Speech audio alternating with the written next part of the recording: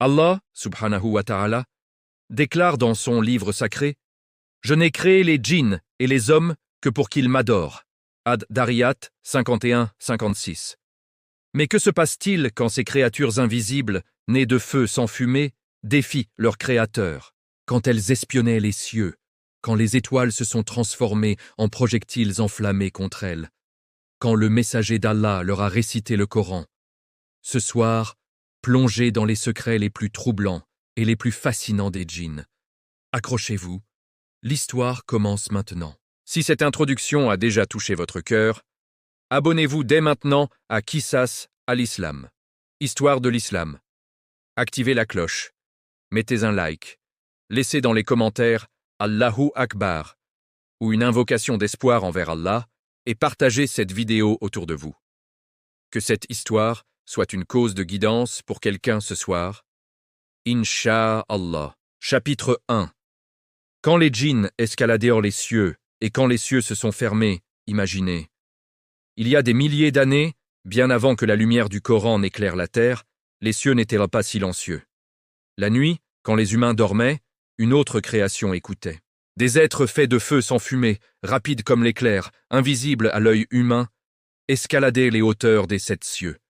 Ils n'avaient pas d'ailes comme les anges. Ils n'avaient pas besoin d'ailes. Leur nature même les portait.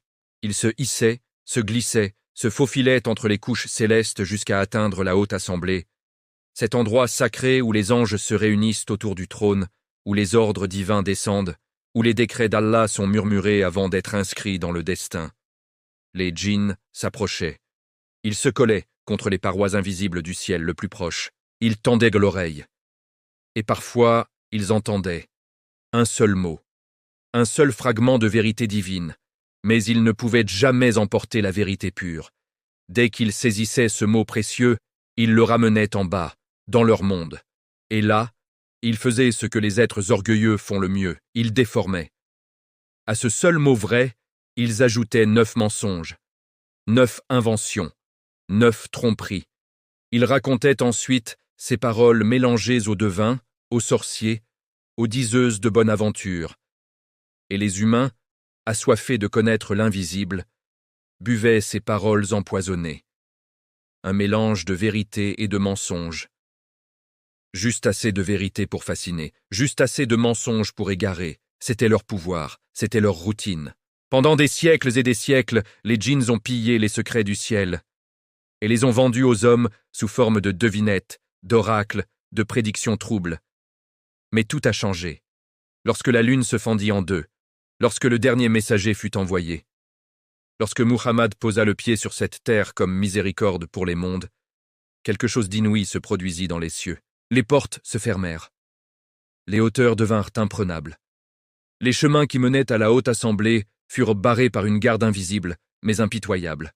Les djinns tentèrent de monter, comme ils l'avaient toujours fait.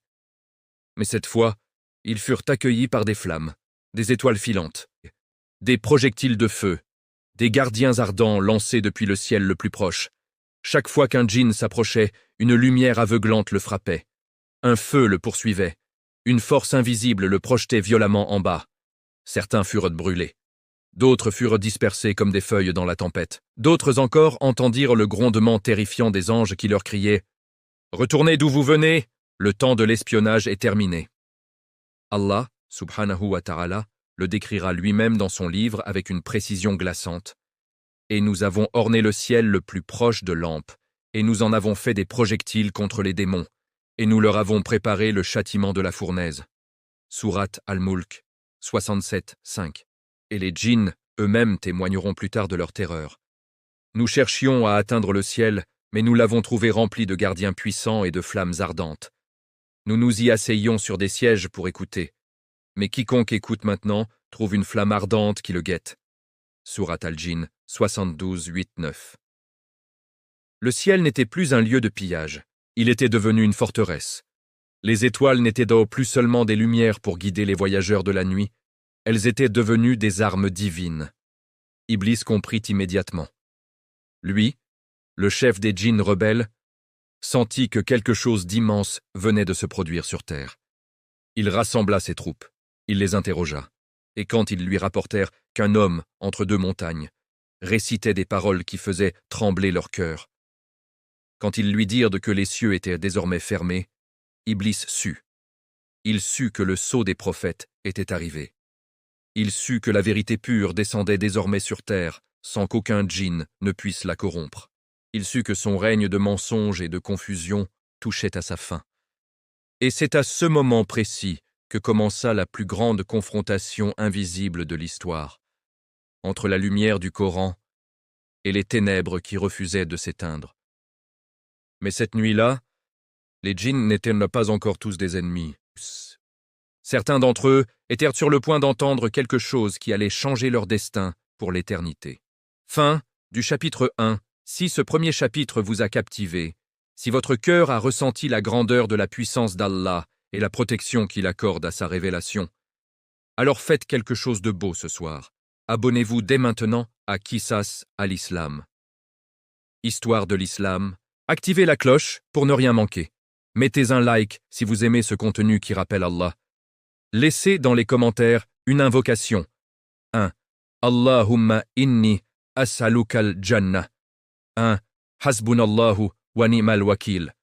Ou simplement, oh Allah guide-nous et guide ceux qui regarderont cette vidéo. Et surtout, partagez cette vidéo. Partagez-la avec quelqu'un qui a besoin de se rappeler qu'Allah protège sa religion, qu'il ferme les portes du mensonge et qu'il ouvre les cœurs à la vérité.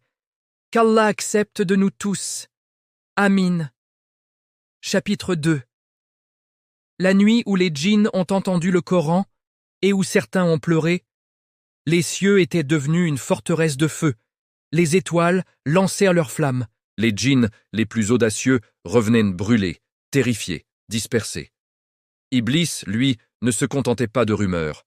Il envoya ses éclaireurs les plus rusés, les plus rapides, ceux qui pouvaient encore se faufiler dans les ombres les plus sombres de la terre.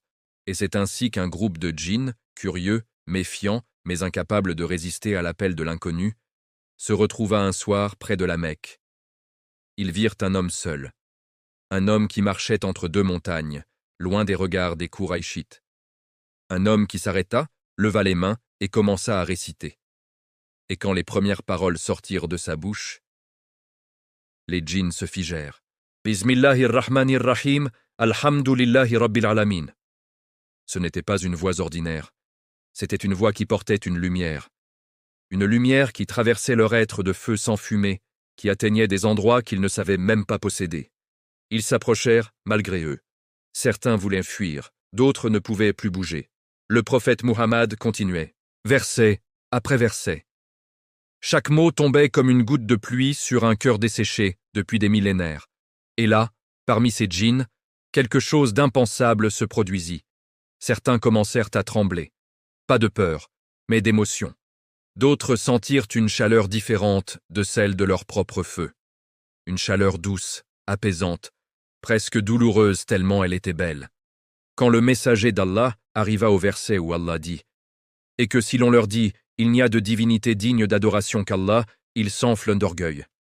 Certains djinns baissèrent la tête. Quand il récita, dit « Il est Allah, unique.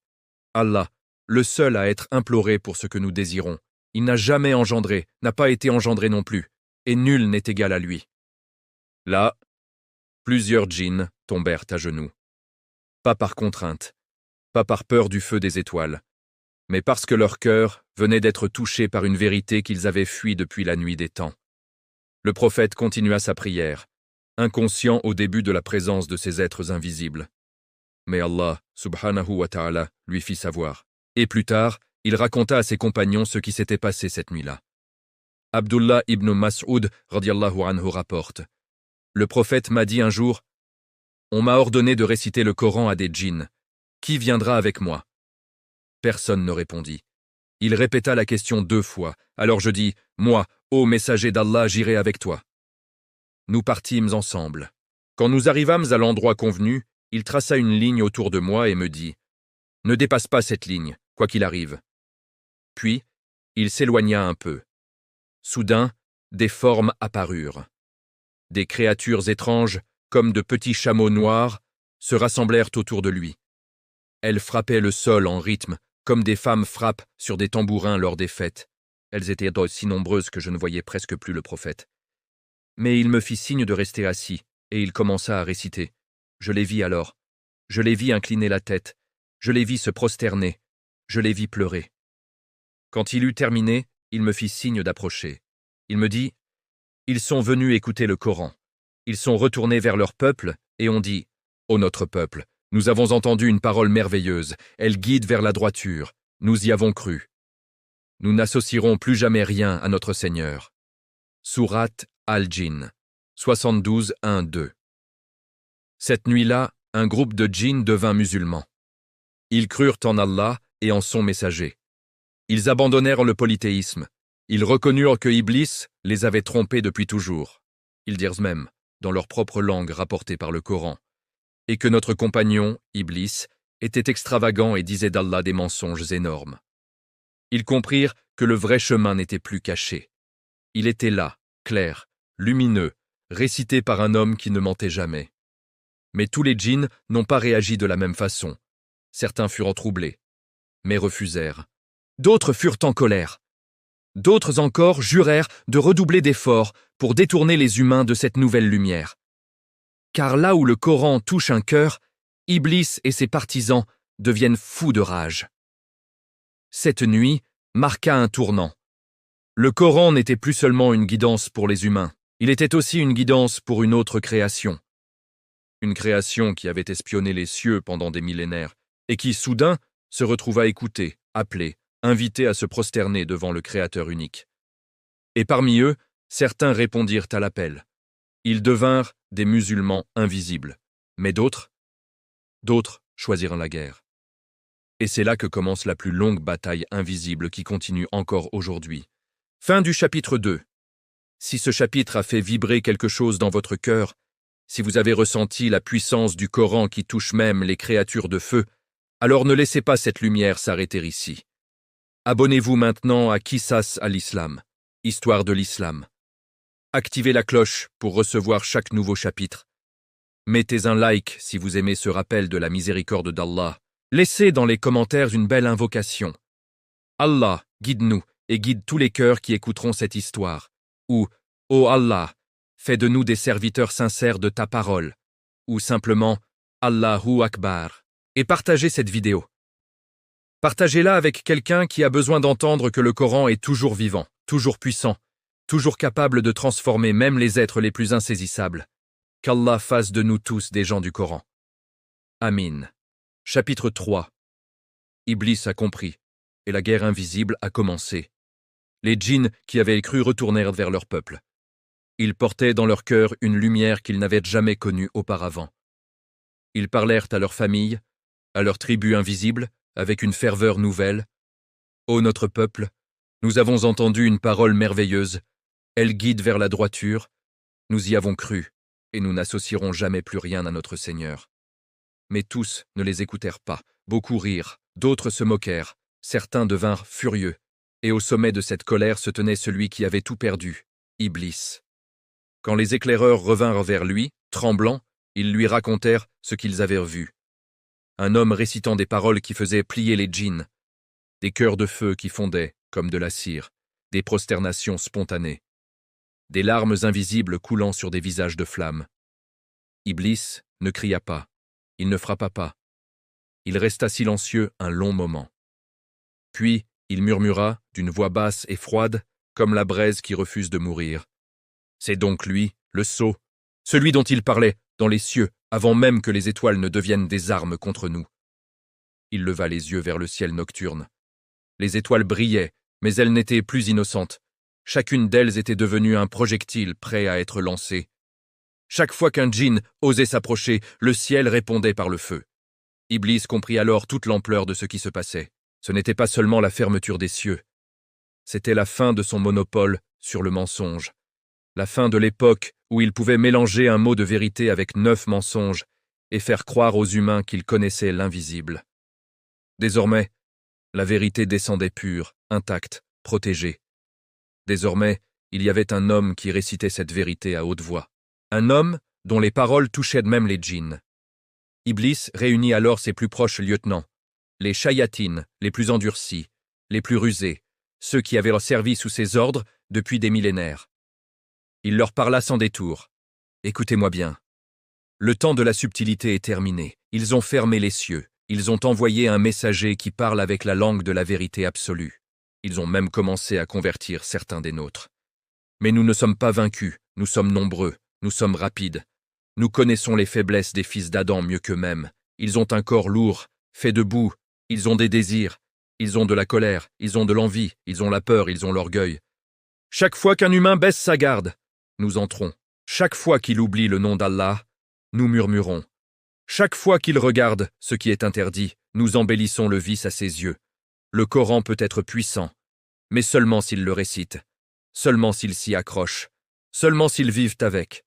Notre mission est simple désormais, les éloigner du Coran, les occuper, les distraire, les fatiguer, les faire douter, les faire pécher, les faire oublier. Et quand ils seront faibles, nous les posséderons, nous les tourmenterons, nous les pousserons jusqu'à ce qu'ils désespèrent de la miséricorde d'Allah. Un murmure d'approbation parcourut l'assemblée des chayatines. Certains ricanèrent. D'autres serrèrent les poings de feu. D'autres encore hochèrent la tête avec un sourire mauvais. Iblis continua. Souvenez-vous de ceci. Nous ne pouvons rien faire sans la permission d'Allah. Mais il nous laisse une porte ouverte, la négligence de ses serviteurs.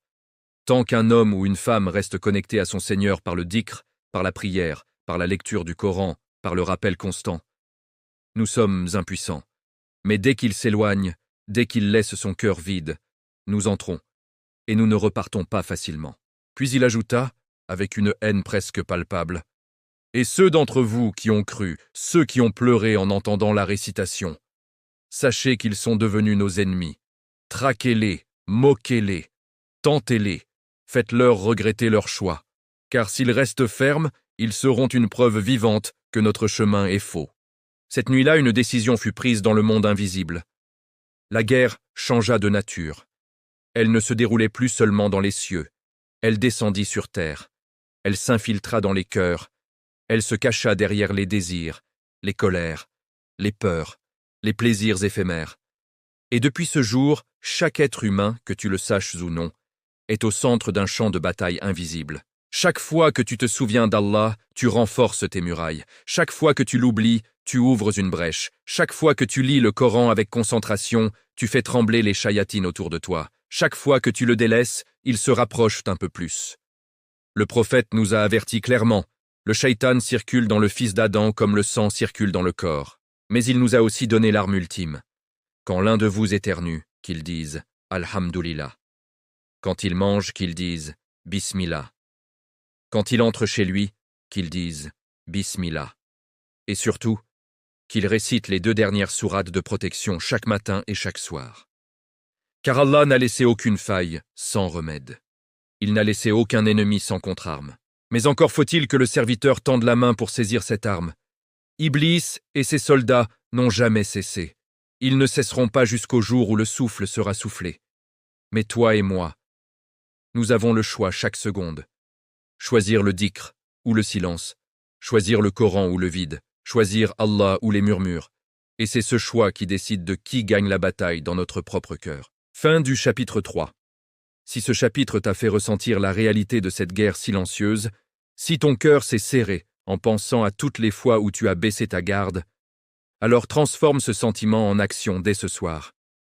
Abonnez-vous à Qissas al-Islam, histoire de l'islam pour ne manquer aucun rappel, activez la cloche, mettez un like si ce message vous a touché, laissez dans les commentaires une belle parole d'espoir envers Allah. Ô Allah, protège-nous des murmures du shaitan. Ô Allah, rends nos cœurs fermes sur ta religion. Hasbunallahu wa ni'mal wakil.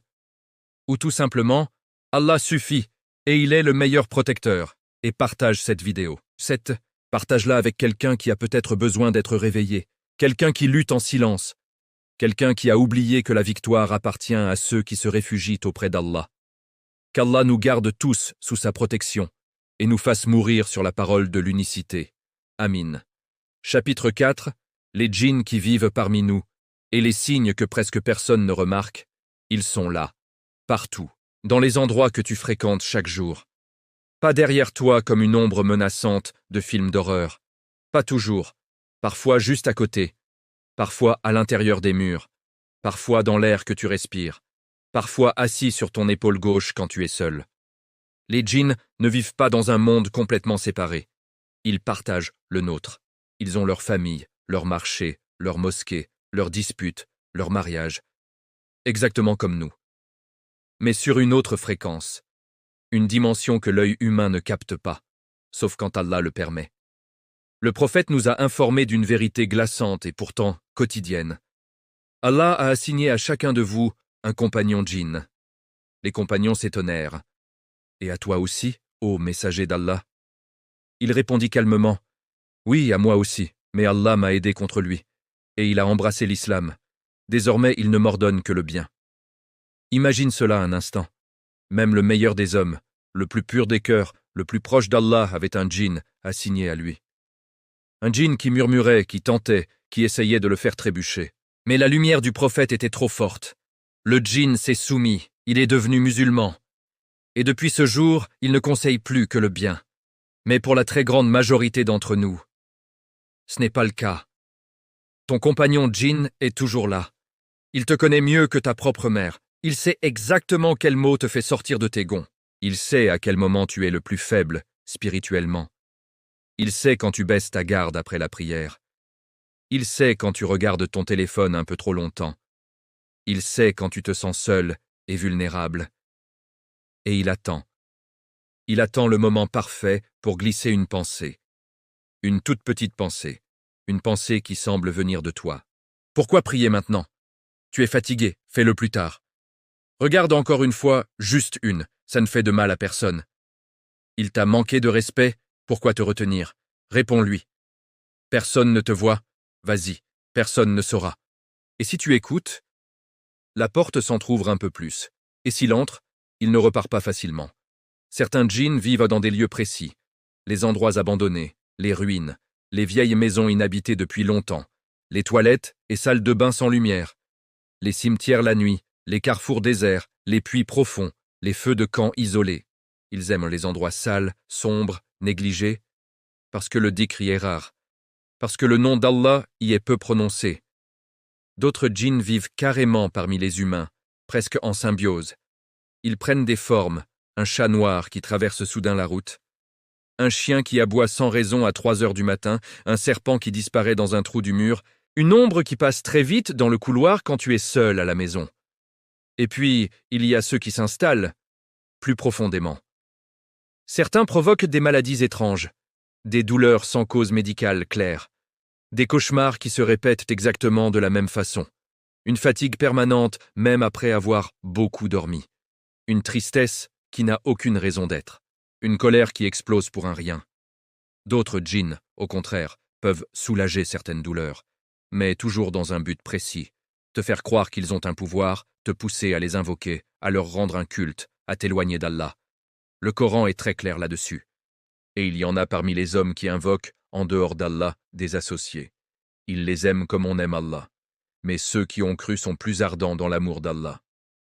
Et pourtant, combien de gens aujourd'hui encore vont voir des charlatans, des voyants, des marabouts, des maîtres spirituels qui prétendent parler aux djinns, les commander, les envoyer faire du bien ou du mal? Ils ne savent pas qu'ils sont en train de commettre du shirk majeur. Ils ne savent pas qu'ils appellent à l'aide des créatures qui détestent Allah et son messager. Ils ne savent pas qu'ils ouvrent la porte à des êtres qui ne leur veulent que du mal. Le prophète a dit, « Celui qui va voir un devin et croit à ce qu'il lui dit a mécru en ce qui a été révélé à Muhammad. » Et il a aussi dit, « Il n'y a pas de contagion, pas de mauvais augure, pas de hulul, djinn qui s'incarne dans un humain, pas de safar, maladie due au djinn. » Mais il a ajouté immédiatement après, « Fuyez le lépreux comme vous fuyez le lion. » Il nous a appris l'équilibre, croire à l'existence des djinns et à leur capacité de nuire, mais ne jamais leur attribuer un pouvoir indépendant d'Allah. Tout arrive par la permission d'Allah. Rien ne peut nous atteindre sans son autorisation. Et surtout, il nous a donné les armes. Dire « Bismillah » avant de manger, avant d'entrer aux toilettes, avant de sortir de la maison. Réciter Ayat al-Kursi après chaque prière obligatoire. Réciter les 3 dernières sourates, Al-Ikhlas, Al-Falaq, An-Nas, 3 fois le matin et 3 fois le soir. Dire A'udhu billahi minash shaytanir rajim. Dès que tu sens une mauvaise pensée, gardez les ablutions le plus longtemps possible. Ne jamais négliger la prière. Remplir ta maison de récitation du Coran. Car quand le Coran est dans une maison, les shayatans s'enfuient comme des animaux apeurés. Ils ne supportent pas la lumière. Et toi qui m'écoutes en ce moment, demande-toi sincèrement, depuis quand n'as-tu pas récité les Muawwidatayn, Al-Falaq et An-Nas avec concentration? Depuis quand n'as-tu pas soufflé sur tes mains après les avoir récitées et passé tes mains sur tout ton corps? Depuis quand n'as-tu pas dit Bismillah en entrant dans ta salle de bain ou en ouvrant ton frigo? Ces petites protections sont les plus grandes murailles. Parce que les djinns sont là. Ils n'ont pas disparu avec la venue du prophète. Ils sont toujours là. Mais ils sont impuissants face à un serviteur qui reste connecté à son Seigneur. Et c'est exactement ce qu'ils détestent le plus au monde. Fin du chapitre 4. Si ce rappel t'a fait réfléchir, si tu as senti un frisson en réalisant que tu n'es jamais vraiment seul, transforme ce frisson en action protectrice dès ce soir. Abonnez-vous dès maintenant à Qissas al-Islam, Histoire de l'Islam pour continuer ce voyage spirituel, activez la cloche pour ne manquer aucun chapitre, mettez un like si ce message vous a touché au cœur, laissez dans les commentaires une invocation d'espoir et de protection. Ô Allah, protège-nous, nos familles et nos maisons des djinns et des shayatines. Ô Allah, rends nos cœurs fermes sur ton dhikr. Hasbunallahu wa ni'mal wakil. Ou toute parole qui part de ton cœur vers Allah. Et surtout, partage cette vidéo. Partage-la avec quelqu'un qui vit dans la peur, quelqu'un qui traverse des épreuves étranges, quelqu'un qui a besoin d'être rappelé que la vraie protection ne vient que d'Allah, qu'Allah nous place tous sous son ombre et nous protège du mal visible et invisible. Amin. Chapitre 5. Les djinns de Salomon et le pouvoir qu'Allah donne à qui il veut. Imagine un roi. Pas un roi ordinaire. Un roi à qui Allah a donné un royaume si vaste qu'il s'étendait sur les hommes, les djinns, les oiseaux, les vents, et même sur les créatures les plus cachées de la création. Ce roi s'appelait Sulayman, que la paix soit sur lui. Fils de Daoud, que la paix soit sur lui. Un prophète et un roi dont le nom fait encore trembler les cœurs des djinns jusqu'à aujourd'hui. Allah, subhanahu wa ta'ala, lui accorda des dons que personne avant lui n'avait reçus et que personne après lui ne recevra de la même manière. Il parlait aux oiseaux, il comprenait le langage des fourmis, le vent lui obéissait et le transportait là où il voulait. Et surtout, il contrôlait les djinns, pas par sa propre force, pas par de la magie, pas par des pactes secrets ou des talismans, par un simple mot, la permission d'Allah. Le Coran raconte cela avec une clarté qui glace le sang et remplit le cœur d'émerveillement en même temps. Et nous avons soumis à Sulayman certains des djinns qui travaillèrent devant lui par permission de son Seigneur. Et quiconque d'entre eux se détournait de notre ordre, nous lui faisions goûter le châtiment de la fournaise ardente. Sourate Saba, 34-12. Et plus loin, il lui faisait ce qu'il voulait. Sanctuaires, statues, bassins comme des citernes et marmites fixes. Travaillez, famille de Daoud, avec gratitude, mais bien peu de mes serviteurs sont reconnaissants. Sourate Saba, 34-13. Regarde bien ce que dit Allah. Les djinns construisaient pour Sulayman des mihrabs, sanctuaires et lieux de prière majestueux, des statues immenses et parfaites. Des bassins gigantesques, si grands qu'on les comparait à des citernes ou à des lacs. Des marmites fixes, énormes, qui ne bougeaient pas et pouvaient cuire pour des armées entières. Et ce n'était pas tout. Certains djinns plongeaient dans les profondeurs de la mer pour lui ramener des perles, des trésors, des choses que l'œil humain n'avait jamais vues. D'autres coupèrent des blocs de marbre gigantesques dans les montagnes. D'autres encore façonnaient le fer, le cuivre, le bronze selon ses ordres. Et si l'un d'eux désobéissait, Allah le dit clairement, il goûtait le châtiment de la fournaise. Sulayman n'avait pas besoin de fouet ni de chaîne, il n'avait pas besoin de menacer lui-même. Il suffisait qu'il dise « Travaille ». Et il travaillait. Parce que derrière chaque ordre de Sulayman se tenait la puissance absolue d'Allah. Mais il y avait parmi eux des djinns rebelles, orgueilleux, qui cherchaient toujours une faille. Le Coran nous raconte l'histoire la plus célèbre, celle de l'Ifrit et du trône de Bilqis. Quand Sulayman apprit l'existence de la reine de Saba et de son royaume idolâtre, il envoya une lettre avec la huppe. Quand elle reçut la lettre et décida de venir elle-même, Sulayman voulut montrer à ses serviteurs la grandeur du pouvoir qu'Allah lui avait donné. Il demanda à son assemblée « Qui d'entre vous m'apportera son trône avant qu'il n'arrive dans chez moi ?» Un ifri parmi les djinns, un être extrêmement puissant et rapide, répondit avec arrogance « Moi je te l'apporterai avant que tu ne te lèves de ta place. Et je suis fort pour cela, et digne de confiance. » Mais un autre, celui qui avait la connaissance du livre, beaucoup d'érudits disent qu'il s'agit d'un homme pieux ou d'un djinn croyant, dit calmement « Moi je te l'apporterai avant que ton regard ne revienne à toi. » Et en un clin d'œil, le trône était là, parfaitement posé devant Sulayman. Sans une égratignure, sans un bruit. Sulayman regarda cela et dit « Ceci est de la grâce de mon Seigneur, pour m'éprouver. Serais-je reconnaissant ou ingrat ?» Et il ajouta « Et quiconque est reconnaissant ne l'est que pour lui-même.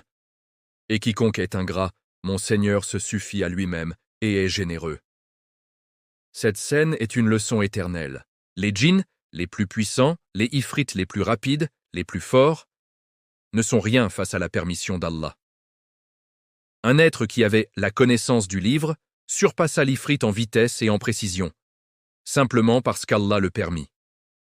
Cela nous enseigne deux vérités profondes. Aucun djinn, aucun ifrite, aucun shaitan, aussi puissant soit-il, n'a de pouvoir indépendant. Tout est entre les mains d'Allah. La vraie force ne réside pas dans la vitesse, la taille, le feu ou la ruse, mais dans la proximité avec Allah et dans la connaissance authentique de sa religion.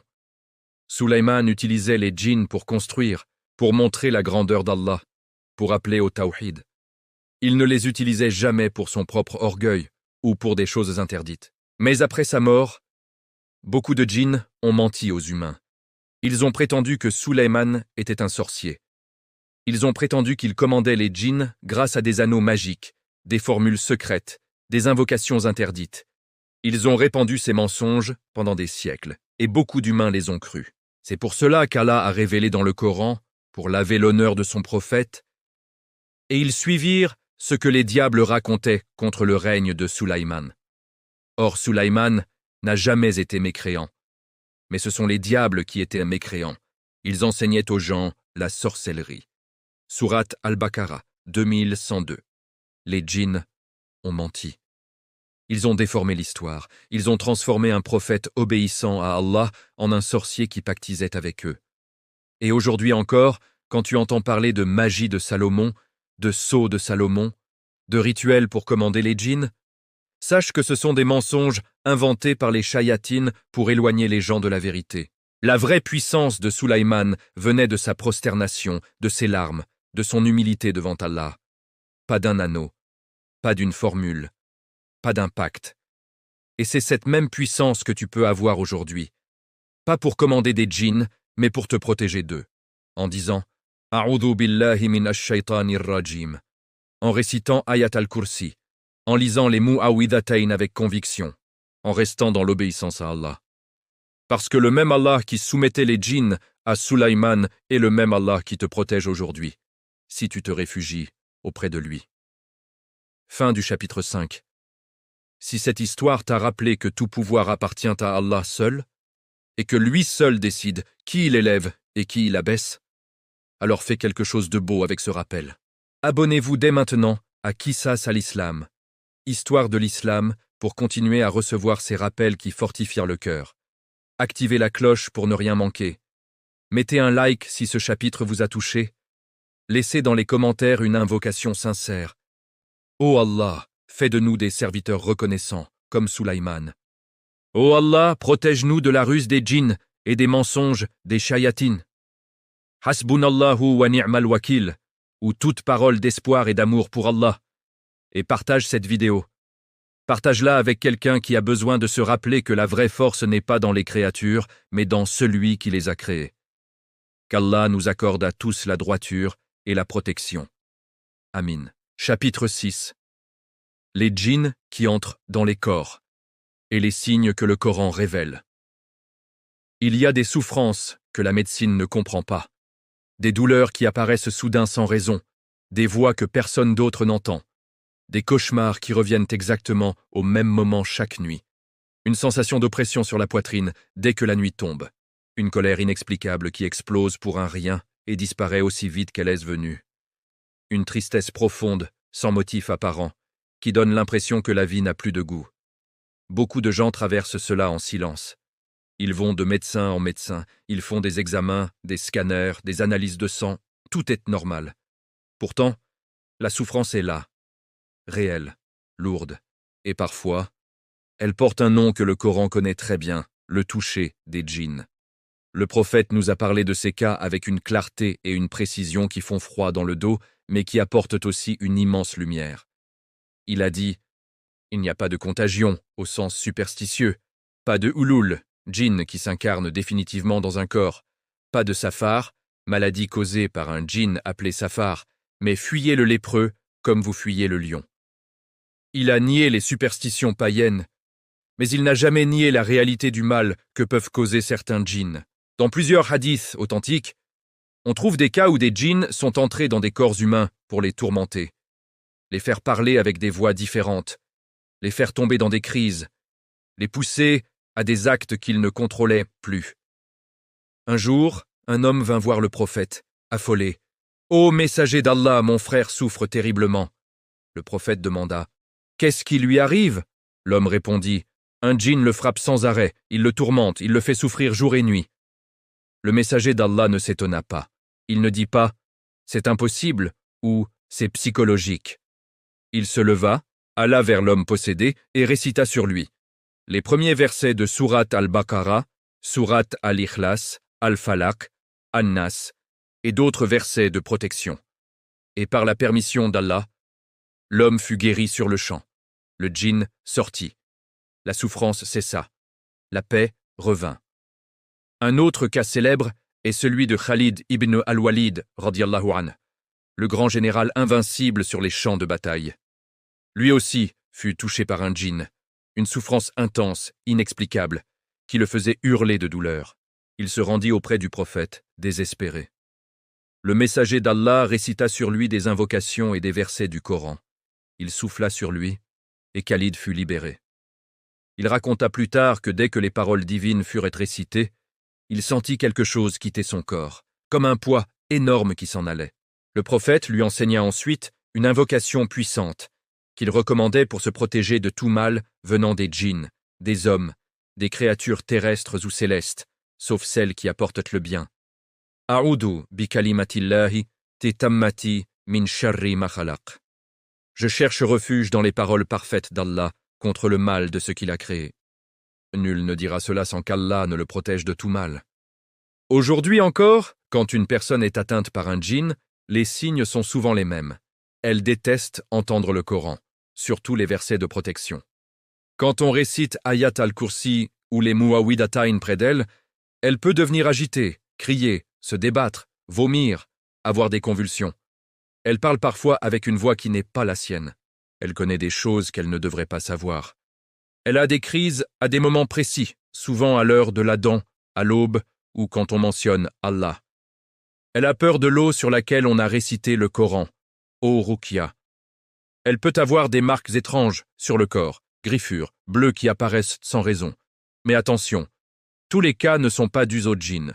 Beaucoup de souffrances sont médicales, psychologiques, ou liées à des épreuves qu'Allah envoie pour élever le degré du croyant.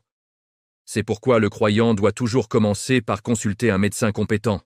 Mais quand la médecine atteint ses limites et que les signes du toucher sont présents, alors il doit se tourner vers la ruqya légale, la récitation du Coran avec conviction, foi et certitude.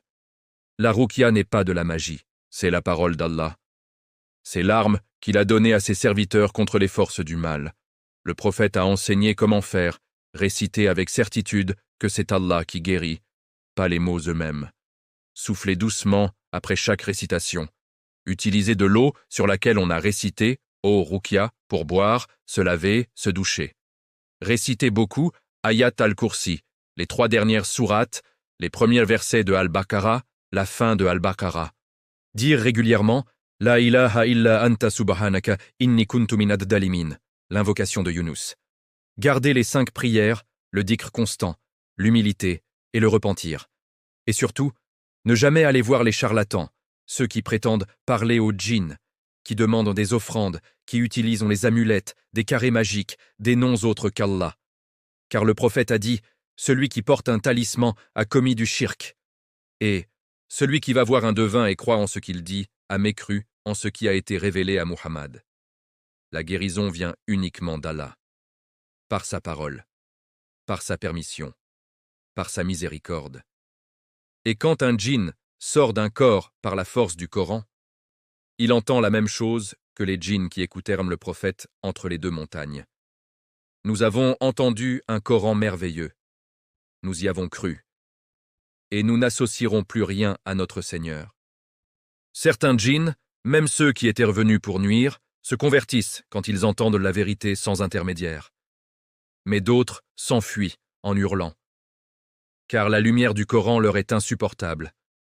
Toi qui m'écoutes, si tu traverses une épreuve étrange, si tu sens une lourdeur que rien n'explique, si tu as peur la nuit sans raison, ne désespère pas. Ne va pas chercher la solution chez ceux qui invoquent autre qu'Allah. Prends le Coran, ouvre-le, récite, souffle sur toi. Et fais confiance à celui qui a dit « Et quand mes serviteurs t'interrogent sur moi, alors je suis tout proche. J'exauce l'appel de celui qui m'invoque quand il m'invoque. » Sourate Al-Baqarah, 2186. Fin du chapitre 6. Si ce chapitre a touché une partie de ton cœur, si tu as ressenti l'espoir que donne la parole d'Allah face à toutes les formes de mal, alors agis maintenant. Abonnez-vous à Qissas al-Islam, Histoire de l'Islam, pour ne manquer aucun rappel qui renforce la foi. Activez la cloche. Mettez un like si ce message vous a donné de la force. Laissez dans les commentaires une invocation d'espoir et de protection. Ô Allah, guéris-nous et guéris tous ceux qui souffrent. Ô Allah, protège-nous par ta parole et éloigne de nous tout mal. Allahumma inni as'aluka al-afiya wal-mu'afat fid dunya wal-akhirah. Ou toute dua qui part de ton cœur. Et partage cette vidéo. Partage-la avec quelqu'un qui vit une épreuve difficile, quelqu'un qui a peur, quelqu'un qui a besoin d'entendre que le Coran est toujours la guérison et la protection la plus puissante. Qu'Allah nous guérisse, nous protège et nous garde fermes sur son chemin. Amin. Chapitre 7. Les races et les royaumes cachés des djinns. Ce que le Coran et la Sunna nous ont dévoilé. Les djinns ne forment pas une seule espèce uniforme. Comme les humains ont des peuples, des tribus, des couleurs, des langues et des caractères différents, les djinns aussi ont leurs divisions, leurs nations, leur hiérarchie et leur tempérament.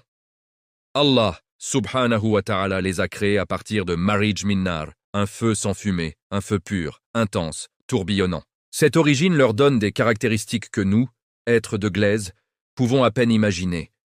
Ils sont rapides comme l'éclair, ils changent de forme avec une facilité déconcertante, ils vivent des siècles, parfois des millénaires, et ils se déplacent dans des dimensions que nos sens ne perçoivent pas. Mais ils ne sont pas tous identiques.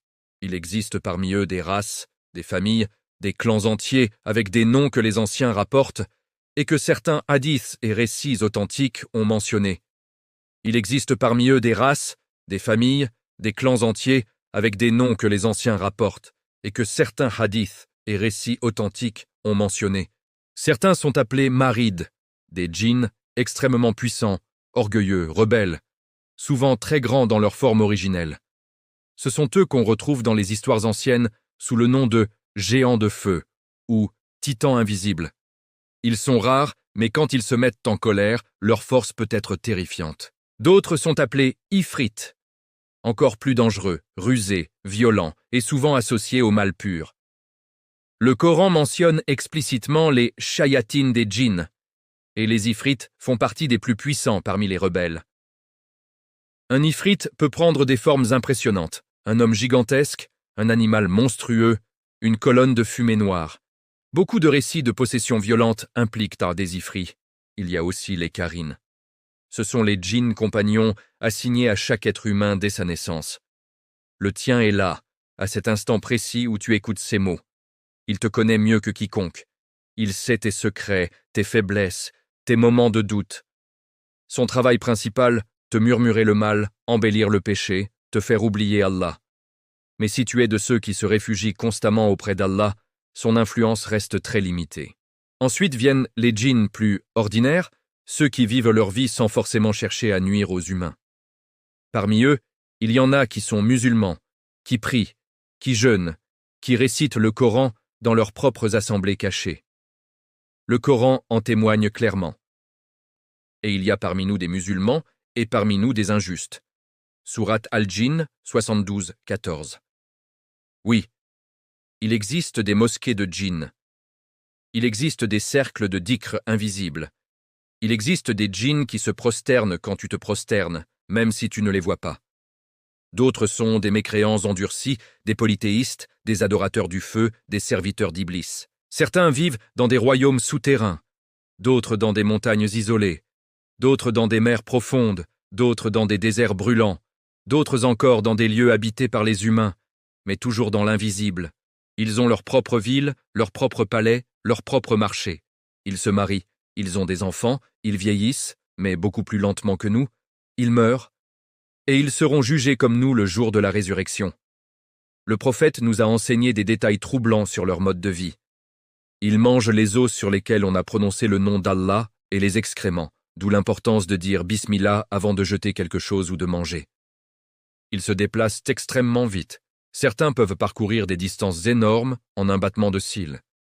Ils peuvent porter des objets lourds, traverser les murs, apparaître et disparaître. Certains prennent des formes animales. Serpents noirs, chiens noirs aux yeux jaunes, chats noirs, ânes, chèvres, surtout la nuit. Beaucoup habitent les endroits sales, humides, abandonnés. Vieilles maisons, ruines, toilettes non éclairées, égouts, grottes, cimetières, arbres isolés, puits profonds. Et surtout, ils ont des niveaux très différents de puissance et de nuisance. Il y a ceux qui ne peuvent rien faire d'autre que murmurer des mauvaises pensées. Il y a ceux qui peuvent provoquer des maladies légères, des peurs soudaines, des insomnies. Il y a ceux qui peuvent causer des douleurs physiques intenses, des blocages dans la vie matrimoniale, des échecs répétés sans raison apparente. Et il y a les très rares cas où un djinn extrêmement puissant s'installe dans un corps et résiste longtemps à la récitation du Coran. Mais écoute bien ceci, aucun djinn, quel que soit son nom, sa race ou son pouvoir, ne peut dépasser la permission d'Allah. Même le plus fort des ifris, même le plus ancien des marides, même le Karine qui te suit depuis ta naissance. Tous sont des créatures faibles, limitées, impuissantes face à la parole d'Allah, quand elle est récitée avec foi et certitude. C'est pour cela que le prophète insistait tant sur des protections simples mais puissantes. Ne pas laisser de récipient d'eau découvert la nuit, car les djinns peuvent y mettre quelque chose. Fermer les portes en disant « Bismillah ». Éteindre les lampes ou les feux en disant « Bismillah ». Ne pas dormir sur le ventre, car c'est une position que les shayatines aiment. Ne jamais réciter le Coran avec négligence ou en étant distrait quand on veut se protéger. Toujours commencer par chercher refuge. A'udhu billahi min ash-shaytan ir-rajim. Et surtout, ne jamais avoir peur d'eux au point de désespérer. La peur excessive leur donne du pouvoir. La confiance totale en Allah les paralyse. Le Coran dit « C'est lui qui fait descendre la pluie après qu'on en a désespéré et qui répand sa miséricorde. Et il est le protecteur, le digne de louange. » Sourate Ash-Shura 42, 28. Même quand tout semble sombre, même quand tu sens une présence, même quand tu entends des bruits inexplicables la nuit. Rappelle-toi, celui qui a fermé les cieux aux djinns rebelles, celui qui a soumis les djinns à Sulaïman, celui qui a fait pleurer des djinns par la récitation du Coran, ce même Allah est avec toi à chaque instant, et il suffit comme protecteur. Fin du chapitre 7. Si ce chapitre t'a fait réaliser à quel point le monde invisible est vaste et à quel point la protection d'Allah est plus grande encore, alors ne laisse pas ce rappel s'éteindre dans ton cœur. Abonnez-vous tout de suite à Qisas al-Islam. Histoire de l'Islam pour continuer ce voyage à travers les signes d'Allah. Activez la cloche pour recevoir chaque nouveau chapitre. Mettez un like si ce message a renforcé votre tawakkul. Laissez dans les commentaires une invocation pleine d'espoir envers Allah. Ô Allah, toi qui as soumis les djinns à Sulaïman, soumets tout mal loin de nous. Ô Allah, protège-nous, nos enfants et nos maisons par ta puissance. Hasbunallahu wa ni'mal wakil, ou toute parole qui exprime ta confiance en lui. Et partage cette vidéo avec quelqu'un qui a besoin de ce rappel. Partage-la avec une personne qui vit dans la crainte, qui traverse des nuits difficiles, qui a besoin de se souvenir que le vrai roi est Allah seul. Qu'Allah nous garde sous son regard et nous protège du mal des créatures et de nos propres âmes. Amin. Chapitre 8. Les pièges les plus dangereux des djinns. Et comment Allah nous a appris à les déjouer. Les djinns ne combattent pas toujours avec des flammes ou des apparitions terrifiantes.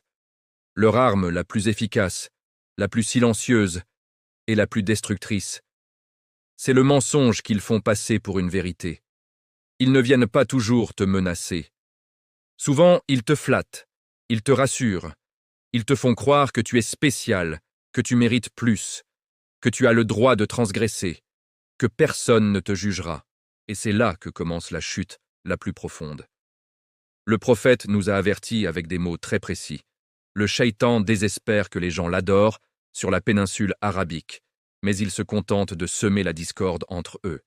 Et ailleurs, le shaitan a désespéré d'être adoré dans la péninsule arabique, mais il se contente de semer la discorde et de pousser au péché mineur.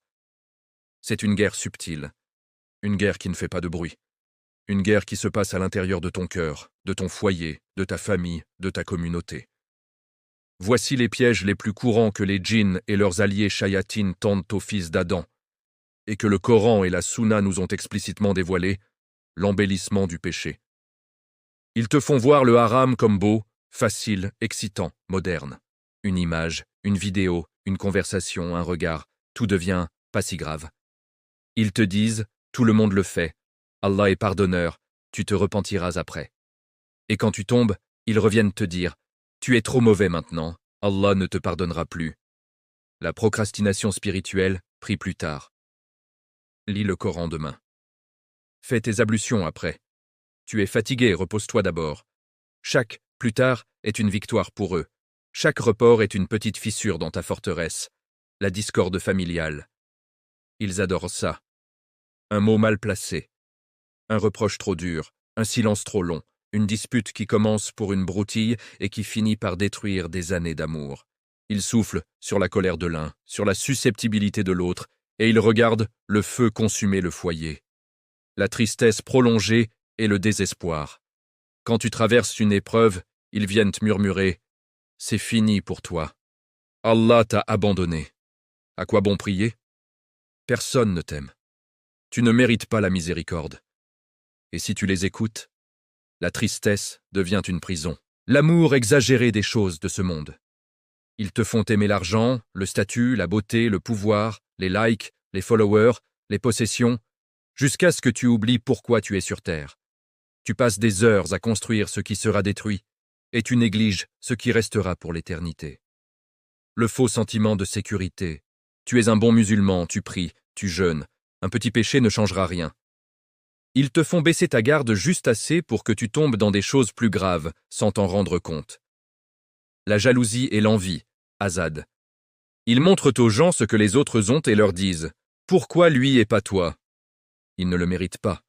Et le feu de l'envie commence à consumer le cœur, et parfois même la vie de celui qui est envié. Le Coran nous donne la réponse à chacun de ces pièges, contre l'embellissement du péché. Et ne suivez pas les pas du shaitan.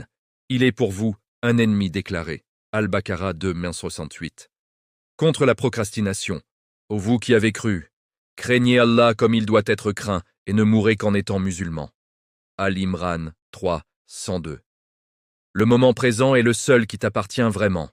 Contre la discorde. Et réconciliez-vous, car la réconciliation est meilleure. An-Nisa 4:128. Contre le désespoir, ne désespérez pas de la miséricorde d'Allah. Allah pardonne tous les péchés. Az-Zumar 39:53. Contre l'attachement excessif au monde. La vie d'ici-bas n'est que jeu et amusement. Al-An'am 6:32. Contre la jalousie. Et ne convoitez pas ce qu'Allah a donné à certains d'entre vous plus qu'à d'autres. An-Nisa 4:32. Et surtout, contre tous ces pièges, Allah nous a donné une arme qu'aucun djinn ne supporte longtemps. Le rappel constant, le dhikr, la récitation du Coran, les invocations du matin et du soir. Les 2 dernières sourates, récitées 3 fois. Ayat al-Kursi, après chaque prière.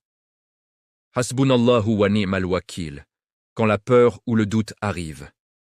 Chaque fois que tu dis « La ilaha illallah » avec ton cœur, un djinn qui était près de toi recule. Chaque fois que tu lis le Coran avec présence, les shayatines fuient la pièce. Chaque fois que tu demandes pardon sincèrement, leurs chaînes se brisent un peu plus. Le prophète a dit, quand un homme dit « La ilaha illallah » sincèrement, les portes du ciel s'ouvrent pour lui jusqu'à ce qu'elles atteignent le trône, tant qu'il évite les grands péchés. Et il a aussi dit, le shaitan est enchaîné pendant le mois de Ramadan et ses forces sont diminuées. Imagine alors ce qui se passe quand tu remplis ton cœur de dhikr en dehors du Ramadan. Les djinns ne sont pas invincibles, ils sont faibles, ils sont limités, ils ont peur de la lumière, mais ils comptent sur une seule chose, que tu oublies qui tu es vraiment. Que tu oublies que tu es un serviteur d'Allah, que tu oublies que tu as été créé pour l'adorer, et que lui seul mérite ton obéissance. Tant que tu te souviens de ça, ils peuvent te murmurer autant qu'ils veulent, tu ne les entendras même plus. Fin du chapitre 8. Si ce chapitre t'a fait prendre conscience des combats invisibles qui se jouent chaque jour dans ton cœur, si tu ressens maintenant le besoin de te rapprocher encore plus d'Allah, alors fais de ce moment une porte vers le bien. Abonnez-vous dès maintenant à Qisas al-Islam. Histoire de l'islam pour ne manquer aucun rappel qui renforce l'âme. Activez la cloche pour recevoir chaque nouveau chapitre. Mettez un like si ces mots ont touché votre cœur. Laissez dans les commentaires une invocation d'espoir et de victoire sur le shaitan. Ô Allah, éloigne de nous les murmures du shaitan et de ses alliés. Ô Allah, rends nos cœurs fermes sur ton rappel. Allahumma inni a'udhu bika min hamazat shayatin, ou toute parole qui exprime ton désir de rester proche de lui. Et partage cette vidéo. Partage-la avec quelqu'un qui lutte intérieurement, quelqu'un qui se sent perdu dans ses pensées, quelqu'un qui a besoin d'être rappelé que la victoire est déjà promise à ceux qui se réfugient auprès d'Allah. Qu'Allah nous protège tous des pièges visibles et invisibles et nous fasse mourir sur la parole de l'unicité. Amin. Chapitre 9. Le jour où les djinns musulmans ont parlé aux messagers et ce qu'ils ont révélé sur leur propre monde. Imagine une nuit calme près de la Mecque. Le prophète Muhammad marchait, comme il le faisait souvent, pour s'isoler, prier, réfléchir, recevoir la révélation. Soudain, une délégation invisible s'approcha. Ils n'étaient pas venus pour espionner, ni pour attaquer, ni pour tester. Ils étaient venus écouter. Et cette fois, ils étaient revenus avec un cœur ouvert. Ce n'étaient pas des shayatines. Ce n'étaient pas des ifris orgueilleux ni des maris de rebelles. C'étaient des djinns croyants. Des djinns qui avaient déjà entendu le Coran une première fois et qui étaient retournés vers leur peuple pour le transmettre. Mais cette nuit-là, ils étaient revenus, avec des questions, avec des aveux, avec des témoignages. Allah, subhanahu wa ta'ala, a choisi de nous révéler une partie de leur conversation dans le Saint-Coran, dans la sourate entière qui porte leur nom, Sourate al-Jinn. Écoute ce qu'ils ont dit mot pour mot, car ce sont leurs propres paroles. Il m'a été révélé qu'un groupe de djinns a écouté et a dit « Nous avons entendu un Coran merveilleux qui guide vers la droiture. Nous y avons cru et nous n'associerons jamais rien à notre Seigneur. » Al-Jinn 72, 1, 2. Ils ont continué, et que le Très-Haut est exalté au-dessus de toute grandeur. Il ne s'est pas attribué ni épouse ni enfant, et que l'insensé d'entre nous disait des choses exorbitantes contre Allah, et que nous pensions, nous et nos ancêtres, que jamais les hommes et les djinns n'oseraient proférer un mensonge contre Allah. Al-Jinn 72, 3, 5. Regarde bien. Ils ont reconnu que certains des leurs avaient menti sur Allah. Ils ont reconnu qu'ils avaient cru à des mensonges énormes pendant très longtemps. Ils ont reconnu que leurs ancêtres avaient propagé des faussetés sur le Créateur. Puis ils ont avoué quelque chose de très grave, et que certains hommes, parmi les humains, cherchaient refuge auprès de certains djinns parmi les djinns. Cela ne fit qu'augmenter leur outrecuidance. Al-Jinn 72, 6. Ils ont dit clairement, il y avait des humains qui venaient nous demander protection, qui nous invoquaient, qui nous adoraient, et cela nous a rendus encore plus arrogants. C'est une confession terrible, parce que ces djinns musulmans reconnaissent que le shirk des humains les a renforcés dans leur propre orgueil. Quand un homme invoque un djinn, quand il lui demande de l'aide, quand il lui offre des sacrifices ou des prières, ce djinn se sent grandi, se sent puissant, se sent presque un dieu. Et c'est exactement ce que veulent les shayatines. Mais ces djinns-là avaient changé, ils ont continué.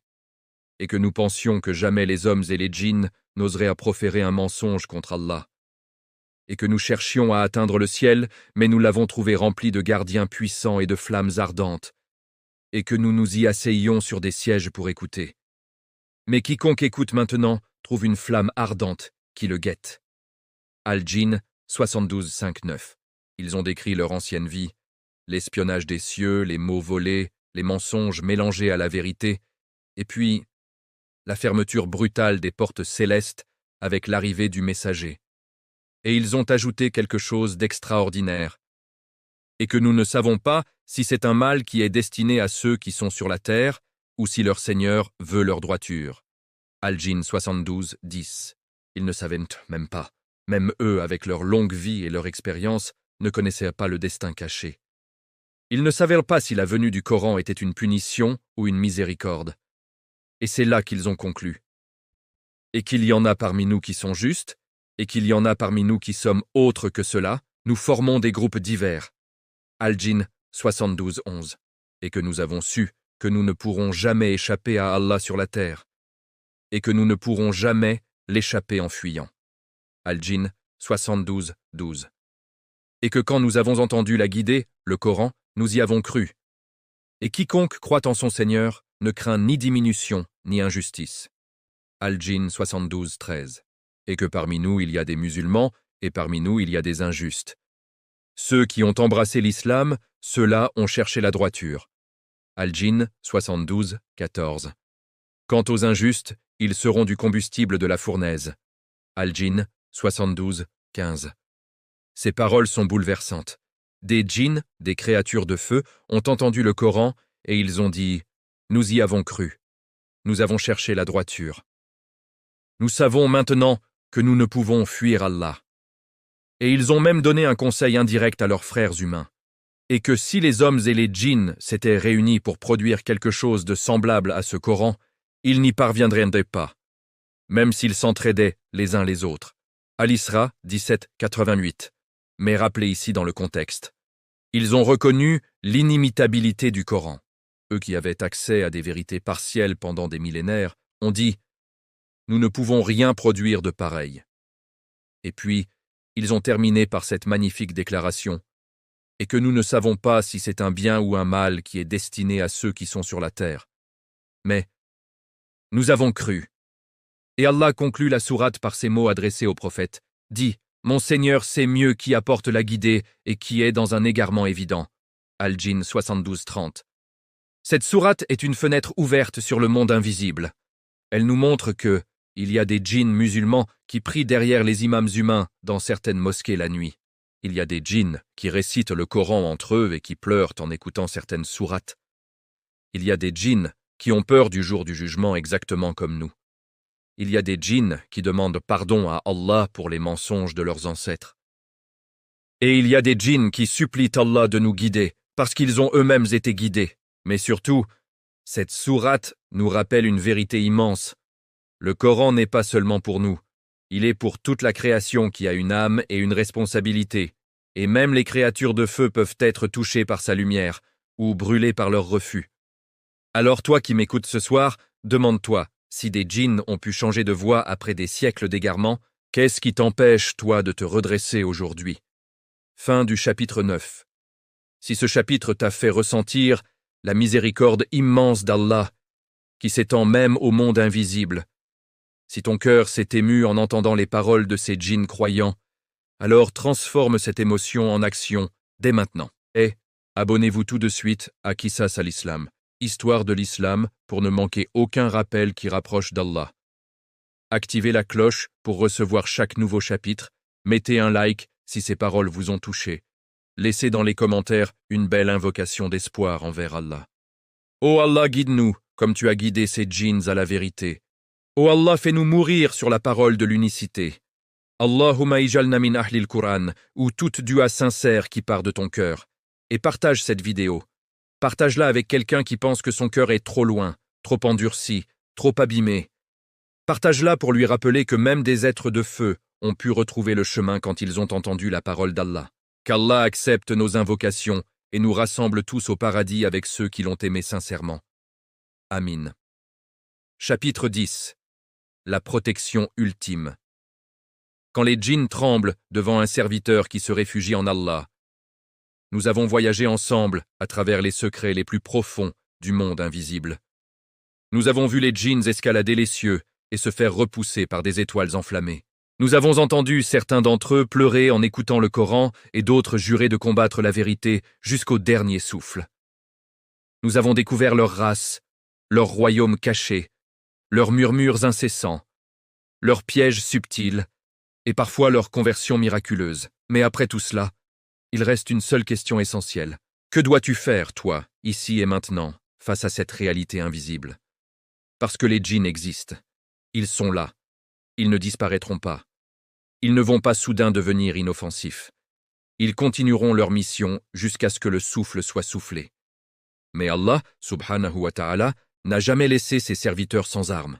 Au contraire, il leur a donné des armes si puissantes que les djinns les plus forts, les ifris les plus arrogants, les carins les plus tenaces, tremblent rien qu'à les entendre réciter avec un cœur présent. Voici la protection ultime, celle que le prophète vivait chaque jour, celle qu'il enseignait à ses compagnons, celle qui fait fuir les shayatines comme des souris devant un lion, la connexion permanente avec Allah par le dhikr. Le dhikr constant est leur pire cauchemar.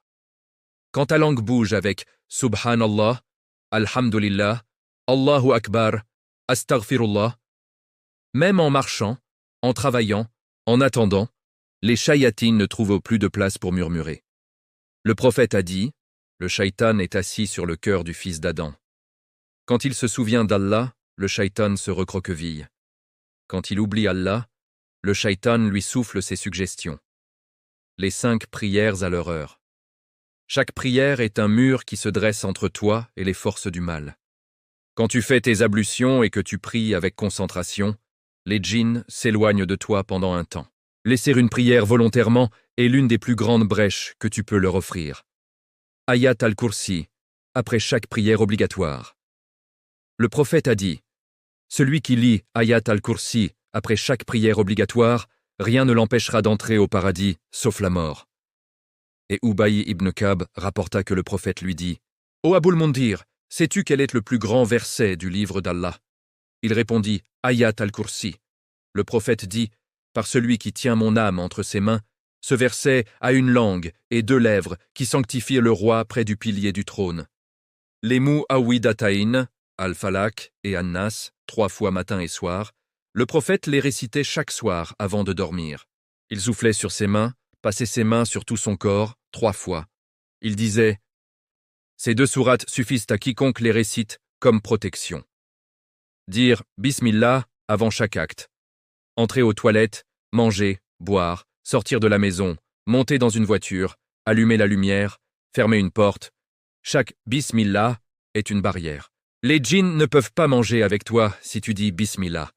Ils ne peuvent pas profiter de ta nourriture. Ils ne peuvent pas entrer facilement dans ton espace. La ruqya quotidienne est la certitude absolue. Récite sur toi-même chaque jour les premiers et derniers versets de Surat al-Baqarah, Ayat al-Kursi. Les 3 dernières sourates, A'udhu bi kalimatillahi tutammati min sharri ma khalaq, 3 fois. Et surtout, fais-le avec la certitude que c'est Allah qui guérit et qui protège, pas les mots eux-mêmes. Ne jamais désespérer et ne jamais se tourner vers autre qu'Allah.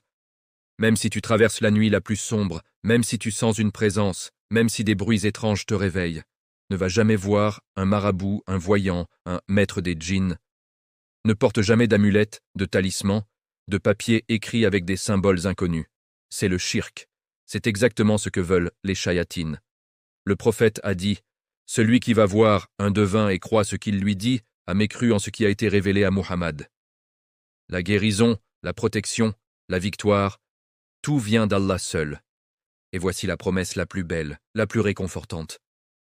Quand un serviteur se réfugie sincèrement en Allah, quand il lui tend les mains avec humilité et repentance, quand il dit « Ô Allah, je me réfugie auprès de toi contre le mal de tes créatures », alors même les djinns les plus puissants deviennent impuissants. Ils reculent, ils fuient, ils se taisent, parce que tu n'es plus seul. Tu es avec celui qui a dit « Et quiconque craint Allah, il lui donnera une issue favorable et lui accordera sa subsistance d'où il ne s'y attend pas. Et quiconque place sa confiance en Allah, il lui suffit. Allah réalise pleinement ce qu'il veut. Allah a assigné une mesure à toute chose. At-Talaq 65, 2, 3. Et il a aussi dit, n'est-ce pas à Allah qu'appartient la religion pure? Az-Zumar 39, 3. Alors toi, ce soir, choisis. Choisis de te réfugier auprès de lui. Choisis de remplir ta bouche de son dhikr. Choisis de laisser le Coran devenir ton bouclier permanent. Parce que le jour où tu mourras, le seul qui restera avec toi, c'est ce que tu auras mis dans ton cœur. Ni les djinns, ni leurs murmures, ni leurs illusions, ni leurs promesses ne t'accompagneront. Seul restera ton lien avec Allah. Et c'est ce lien qui décidera de ton sort éternel. Qu'Allah fasse de nous tous des serviteurs qui se réfugient constamment en lui, qui vivent avec son rappel sur la langue et la certitude dans le cœur, et qui meurent en disant « La ilaha illa Allah ». Fin de la série, chapitre 10, dernier chapitre. Si cette série t'a touché, si elle t'a rappelé la grandeur d'Allah et la réalité du combat invisible, si elle t'a donné envie de te rapprocher encore plus de lui, alors fais quelque chose de concret dès maintenant. Abonnez-vous à Qisas al-Islam, Histoire de l'Islam, pour ne manquer aucune nouvelle histoire qui renforce la foi. Activez la cloche pour être prévenu de chaque nouvelle vidéo. Mettez un like si cette série vous a apporté du bien. Laissez dans les commentaires une invocation d'espoir et d'amour pour Allah. Ô Allah, fais de nous tes serviteurs sincères et protège-nous jusqu'à notre dernier souffle. Ô Allah, toi qui as guidé des djinns, guide-nous et nos familles. Hasbunallahu wa ni'mal wakil. Allahumma inni as'aluka al-jannah wa a'udhu bika minan nar. Ou toute parole qui vient de ton cœur vers ton Créateur. Et surtout, partagez cette série complète. Partagez-la avec vos proches, avec ceux qui traversent des épreuves étranges, avec ceux qui doutent, avec ceux qui ont peur la nuit, avec ceux qui ont besoin d'entendre que la vraie puissance, la vraie protection et la vraie victoire n'appartiennent qu'à Allah. Qu'Allah accepte de nous tous, qu'il pardonne nos péchés, qu'il nous rassemble au paradis avec les prophètes, les véridiques, les martyrs et les pieux. Amin ya Rab al-Alamin. Barakallahu fikum pour avoir suivi cette série jusqu'au bout. Qu'Allah vous récompense grandement. Si vous voulez une nouvelle série sur un autre thème, les miracles du prophète, les épreuves des prophètes, les signes de l'heure, les histoires des compagnons, etc., dites-le moi. Je suis prêt à continuer, Inch'Allah.